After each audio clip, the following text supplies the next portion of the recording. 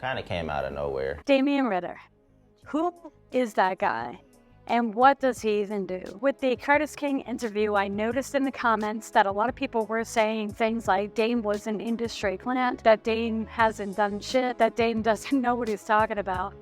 But a lot of people don't know anything about Dame.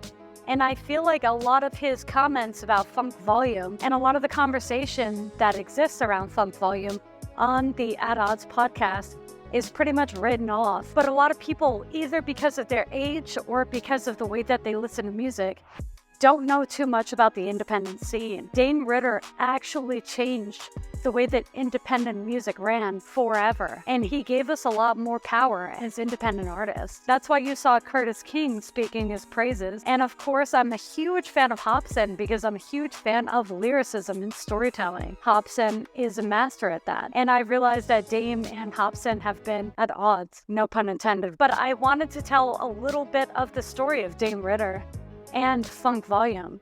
Damien or Dame Ritter is an entrepreneur and music industry professional, best known as co-founder of the independent record label Funk Volume. Dame has made significant contributions to the hip-hop and independent music scenes. Funk Volume was founded in 2009 by Damien Ritter and the rapper Hopson, who after a disappointing deal with Ruthless Records, decided to take matters into his own hands. He teamed up with business manager Dame, and together they set out to create something really special. The label quickly gained traction, signing artists like Swizz and Dizzy Wright. Funk Volume's early projects, like the collaboration mixtape Haywire, set the stage for what was to come. The success stories started to roll in.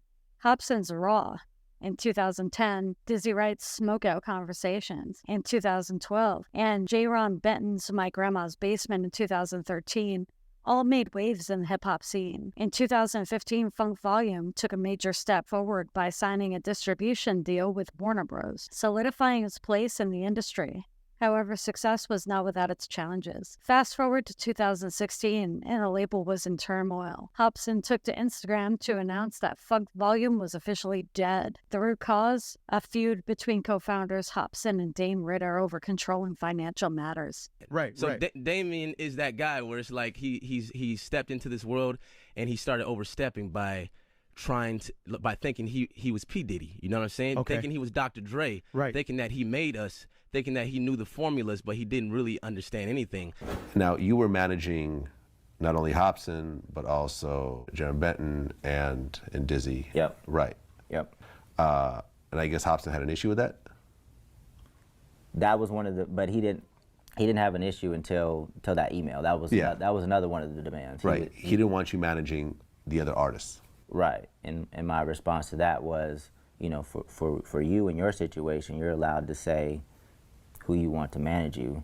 But for the other guys, unless they tell me they want a new manager, you know, I'm going to continue managing them, and you shouldn't and can't control that. The internal conflict reached a boiling point, leading Hopson to leave the label just 2 months after his Instagram post. The fallout was massive, with all affiliated artists departing Funk Volume, ultimately resulting in the label's shutdown. The story took an unexpected turn in 2021 when reports surfaced of Hopson and Dame reconciling. After years of tension, the former partners buried the hatchet. It's important to be transparent, like fully transparent in a situation like this, because we were in a really good position back then. It's important for people, you know, who are in situations like what we had to see us as like just be adults and sit down and speak about this stuff. Since we've had time to like really reflect and see how things play out, you know, I think we would have just a better perspective on things. Obviously, since Funk Volume ended, you know, I do a passion project of mine is the Music Entrepreneur Club. Beyond his work with Funk Volume, Damien Ritter has maintained a presence in various facets of the music business. His experiences have provided insights into the evolving dynamics of the industry, particularly in the context of independent artists navigating the complex terrain of music production, promotion, and distribution. Dame is still active in the industry, director of communications for the distribution company Too Lost, and co-hosts the At Odds podcast, formerly the Music Entrepreneur Club, or the MEC podcast with DJ Payne 1 and Erinn Knight.